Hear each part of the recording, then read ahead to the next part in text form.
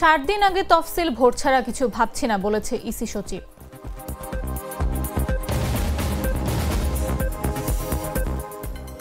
সাবেক মন্ত্রী লতিফ সিদ্দিকী সহ ৫-৬ জন জিজ্ঞাসাবাদের জন্য ডিবি কার্যালয়ে।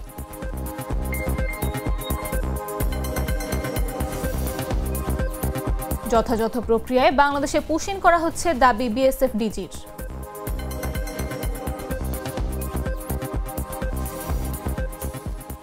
চট্টগ্রাম বন্দরে জট কমাতে দীর্ঘদিন পড়ে থাকা ১,০০০ কন্টেইনার বিক্রি।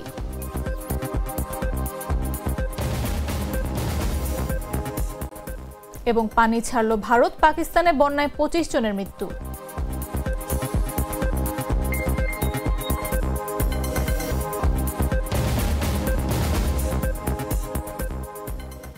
সন্ধ্যা ৭টা নিউজে সবাইকে আমন্ত্রণ। সাথে আছে আমি নাফিস আব্দুল্লাহ। সাধারণ খাবার এখন হবে অসাধারণ। প্রাণ স্বাদের মশলা, স্বাদ বাড়ায়, ঘ্রাণ ছড়ায়। নির্বাচন কমিশন সচিব আক্তার আহমেদ বলেছেন, ত্রয়োদশ জাতীয় সংসদ নির্বাচনের বাইরে অন্য কিছু ভাবার সুযোগ নেই। রমজানের আগেই নির্বাচন হবে, ৬০ দিন আগে তফসিল হবে। বৃহস্পতিবার নির্বাচন ভবনের মিডিয়া সেন্টারে আয়োজিত এক সংবাদ সম্মেলনে তিনি একথা বলেন। আমরা ২৪টা অংশে ভাগ করে আমরা দেখেছি। তার একটা হচ্ছে অংশীজনের সাথে সংলাপ। এটা আমরা শুরু করার ইচ্ছা আছে আমাদের সেপ্টেম্বরের শেষাংশ থেকে। আমরা ১ থেকে ১.৫ মাস সময় নিব। সুশীল সমাজ, রাজনৈতিক দলের প্রতিনিধি, বিশ্ববিদ্যালয়ের শিক্ষক, নারী সমাজের প্রতিনিধি, ইলেকট্রনিক অ্যান্ড প্রিন্ট মিডিয়ার ব্যক্তিত্ব যারা আছেন ইত্যাদি যারা আছেন তাদেরকে সবাইয়ের সাথে আমরা এই সংলাপ গ্রহণ করব এবং সংলাপের জন্য সময়সূচিগুলো আমরা পরবর্তীতে জানিয়ে দেব। মুক্তিযোদ্ধাদের নতুন প্ল্যাটফর্ম মঞ্চ ৭১ আয়োজিত এক অনুষ্ঠান ঘিরে ব্যাপক উত্তেজনা তৈরি হলে সাবেক মন্ত্রী লতিফ সিদ্দিকী ও আওয়ামী লীগের কয়েকজন নেতাকে আটক করে পুলিশ। আটকদের জিজ্ঞাসাবাদের জন্য ডিবি কার্যালয়ে নেওয়া হয়েছে।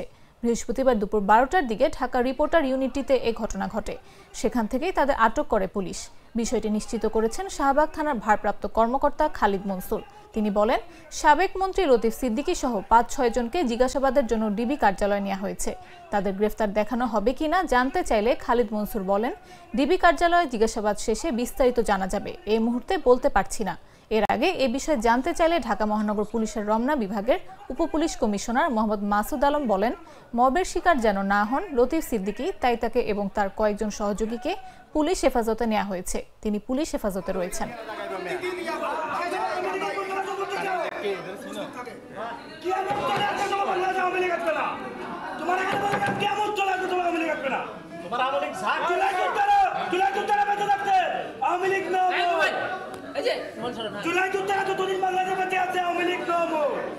আমাদেরকে শহীদ করার পরে আওয়ামী লীগের প্রোগ্রাম করতে হবে। আমরা শহীদ হবো, সাহস করে এই রিপোর্টার টেবিলে এখানে আওয়ামী লীগের প্রোগ্রাম করো।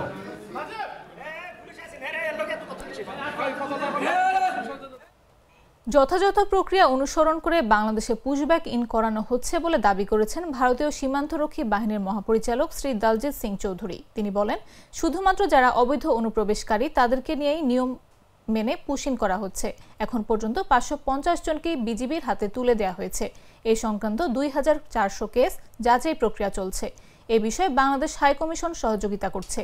বৃহস্পতিবার বিজিবি বিএসএফ মহাপরিচালক পর্যায়ের ৪ দিন ব্যাপী ৫৬তম সীমান্ত সম্মেলনের শেষ দিনে পিলখানায় বিজিবি সদর দপ্তরের শহীদ ক্যাপ্টেন আশরাফ হলে আয়োজিত যৌথ সংবাদ সম্মেলনে সাংবাদিকদের প্রশ্নের জবাবে এসব কথা বলেন তিনি।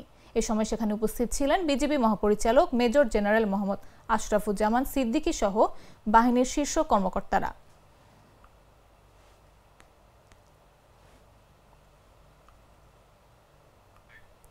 কন্টেইনার জট কমিয়ে চট্টগ্রাম বন্দরের কার্যক্রমের গতি ফেরাতে নিলামে কন্টেইনার বিক্রি করছে চট্টগ্রাম বন্দর কর্তৃপক্ষ। বন্দরে দীর্ঘদিন থেকে পড়ে থাকা প্রায় ৬,৫০০ কন্টেইনারের মধ্যে গত ২ মাসে ১,০০০ কন্টেইনার নিলামে বিক্রি করা হয়েছে। আগামী মাসে আরও ৫০০ কন্টেইনার নিলামে তোলার কাজ চলছে এবং নিলামের পণ্য হস্তান্তরের কাজও চলমান আছে। বৃহস্পতিবার প্রধান উপদেষ্টার কার্যালয়ে অনুষ্ঠিত বিনিয়োগ সমন্বয় কমিটির ৫ম সভায় চট্টগ্রাম বন্দর কর্তৃপক্ষ এই তথ্য জানায়।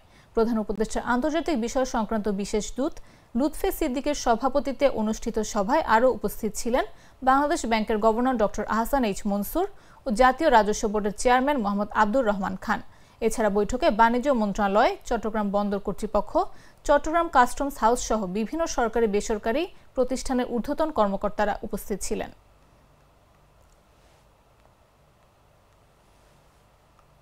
বাছাইকৃত লাল সরিষার দানা থেকে তৈরি হয় প্রাণ সরিষার তেল, আসল ঝাঁঝে আসল স্বাদে। সিলেটের কোম্পানিগঞ্জের উৎমা পাথর কুয়ারি একসময় ছিল নদী পাহাড় পাথরের মনোরম সৌন্দর্যে ভরা, কিন্তু এখন সেখানে কেবল লুটপাট, মাদক আর ভয়ের দাপট। সরকার নিষেধাজ্ঞা সত্ত্বেও কোটি টাকার পাথর উধাও হয়ে গেছে। পর্যটকরা হচ্ছেন হয়রানির শিকার, আর এলাকাটি রূপ নিয়েছে মাদকের হটস্পটে। নাহিদ সাব্বিরের পাঠানো তথ্যচিত্রে বিস্তারিত জাগো ডেস্ক রিপোর্টে। সিলেট শহর থেকে কোম্পানিগঞ্জের ভোলাগঞ্জ বাজার পেরিয়ে আঁকাবাঁকা পথ ধরে যেতে হয় উৎমা পাথর কোয়ারিতে। একসময় নদী, পাহাড় আর সৌন্দর্যে ভরা এই স্থান এখন লুটের দাপটে ধুধু বালুর মাঠ। যেখানে ছিল বিস্তীর্ণ সাদা পাথরের স্তূপ, সেখানে এখন প্রতিদিন বসে ফুটবল খেলার আসর। সরকারি নিষেধাজ্ঞার কারণে দীর্ঘদিন পাথর তোলা বন্ধ ছিল। এতে প্রকৃতির সৌন্দর্য বেড়ে গিয়েছিল বহুগুণ। তবে 2023 সালের রাজনৈতিক অস্থিরতার সুযোগে স্থানীয় প্রভাবশালী চক্র রাতারাতি লুট করে নিয়ে যায় কোটি কোটি টাকার পাথর।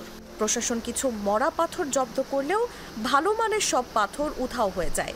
বিজিবির ক্যাম্প পাশে থাকলেও কিভাবে এত লুটপাট হলো, সেটাই এখন সবচেয়ে বড় প্রশ্ন। স্থানীয় বাসিন্দাদের অভিযোগ, পর্যটক প্রবেশ বন্ধ রেখে সংগঠিতভাবে লুট করা হয়েছে পাথর। বর্তমানে পর্যটকরা বেড়াতে গেলে সেখানে নানা হয়রানির শিকার হন। বাইক আরোহীদের কাছ থেকে তেল, মোবাইল, এমনকি মানিব্যাগ পর্যন্ত ছিনিয়ে নেওয়া হয়। এরই মধ্যে এলাকাটি পরিণত হয়েছে মাদকের হটস্পটে। নদীর পাড়ে স্থানীয় যুবকেরা খোলাখুলিভাবে পর্যটকদের ইয়াবা, মদ সহ নানা নেশাজাতীয় দ্রব্য প্রস্তাব করে। জাগো নিউজের প্রতিবেদককেও মাল লাগবে নাকি বলে প্রস্তাব দেন এক যুবক। পর্যটকদের অভিজ্ঞতাও একই, মাদক না কিনলে চড়াও হয়ে ওঠে তারা।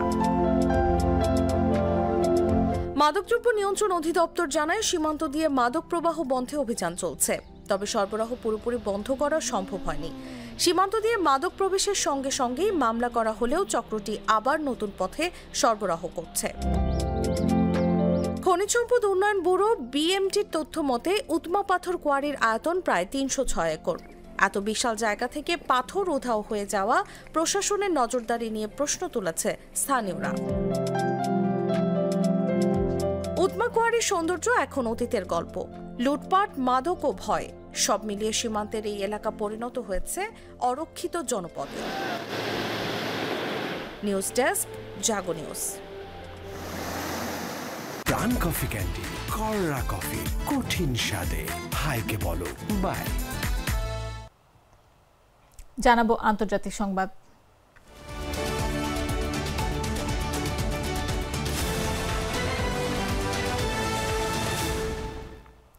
পাকিস্তানের পাঞ্জাবে ভয়াবহ বন্যা ও নদী ভাঙনে অন্তত 25 জনের মৃত্যু হয়েছে। অস্বাভাবিক বৃষ্টিপাতের পাশাপাশি ভারত চেনাব, রাভি ও শতদ্রু নদীতে পানি ছাড়ার কারণে এই বন্যার সৃষ্টি হয়েছে বলে জানিয়েছে পাকিস্তানি কর্তৃপক্ষ। স্থানীয় প্রশাসন জানায়, বন্যায় শিয়ালকোট জেলার সাম্বারিয়ালে একই পরিবারের 5 জন মারা গেছেন। গুজরানওয়ালা বিভাগে 15 জন, গুজরাটে 4 জন, নারোয়ালে 3 জন এবং হাফিজাবাদ জেলায় আরও 2 জনের মৃত্যু হয়েছে। বন্যার পানিতে ডুবে গেছে কাসুর, নারোয়াল ও পিন্ডি ভাটিয়ান এলাকার শত শত গ্রাম। হাজার হাজার মানুষ গৃহহীন হয়ে পড়েছে। প্রবল স্রোতে ভেসে গেছে শত শত গবাদি পশু এবং কয়েক হাজার একর ফসল। বাহাওয়াল নগরে ডুবে গেছে বহু বাড়িঘর। চেনাব নদীর পানি প্রবেশ করেছে চেনিয়ট ও উজিরাবাদের বহু গ্রামে। লাহোরের শাহদারায় রাভি নদীতে পানির প্রবাহ 1,45,000 কিউসেক ছাড়িয়েছে, আর জাসারে তা দাঁড়িয়েছে 1,52,000 কিউসেক। তবে লাহোর কমিশনার জানিয়েছেন, শীর্ষ প্রবাহ পেরিয়ে গেছে এবং পানির স্তর কমতে শুরু করেছে।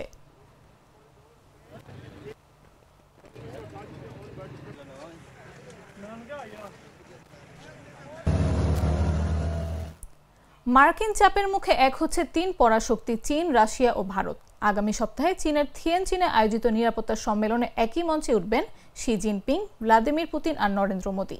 অতিরিক্ত শুল্ক আরোপকে হাতিয়ার করে বিশ্ব বাণিজ্যকে হুমকির মুখে ঠেলে দেয়া মার্কিন প্রেসিডেন্ট ডোনাল্ড ট্রাম্পের কার্যকলাপের মধ্যে শক্তি জানান দিতে এক হচ্ছেন তারা। আগামী 31 আগস্ট থেকে 1 সেপ্টেম্বর চীনের উত্তরাঞ্চলীয় বন্দরনগরী থিয়েনচিনে অনুষ্ঠিত হতে যাচ্ছে একটি আঞ্চলিক নিরাপত্তা সম্মেলন। ওই সম্মেলন উপলক্ষে এক মঞ্চে থাকবেন চীনা প্রেসিডেন্ট শি জিনপিং, রাশিয়ার প্রেসিডেন্ট ভ্লাদিমির পুতিন ও ভারতের প্রধানমন্ত্রী নরেন্দ্র মোদী। এই সম্মেলনের আয়োজন করেছে সাংহাই কোঅপারেশন অর্গানাইজেশন। এতে রাশিয়া, ভারত ও চীনের পাশাপাশি মধ্য এশিয়া, মধ্যপ্রাচ্য, দক্ষিণ এশিয়া ও দক্ষিণ পূর্ব এশিয়ার 20টিরও বেশি দেশের নেতারা অংশ নেবেন।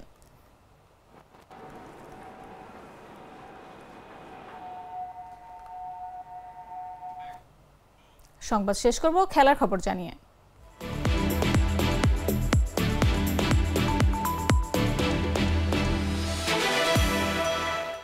ইনজুরির পর লিগস কাপের সেমিফাইনালের মধ্য দিয়ে আবারও মাঠে ফিরেছেন লিওনেল মেসি। আর মাঠে ফিরে দেখালেন নিজের কারিশমা।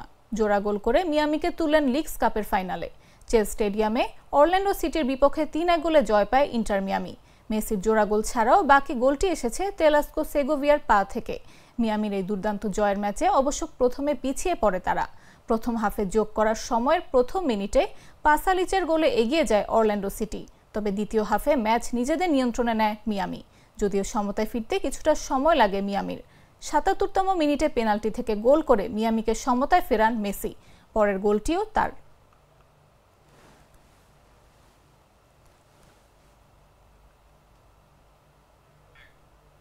সংবাদ শেষ করার আগে শিরোনামগুলো জানিয়ে দিচ্ছি আরো একবার। 7 দিন আগে তফসিল ভোট ছাড়া কিছু ভাবছি না বলেছেন ইসি সচিব।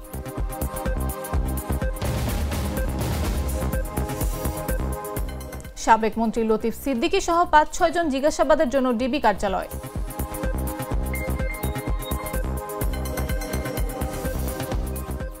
যথাযথ প্রক্রিয়ায় বাংলাদেশে পুশিং করা হচ্ছে দাবি বিএসএফ ডিজির।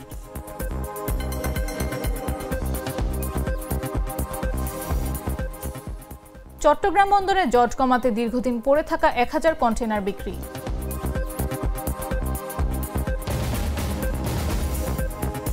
এবং পানি ছাড়ল ভারত, পাকিস্তানে বন্যায় 25 জনের মৃত্যু।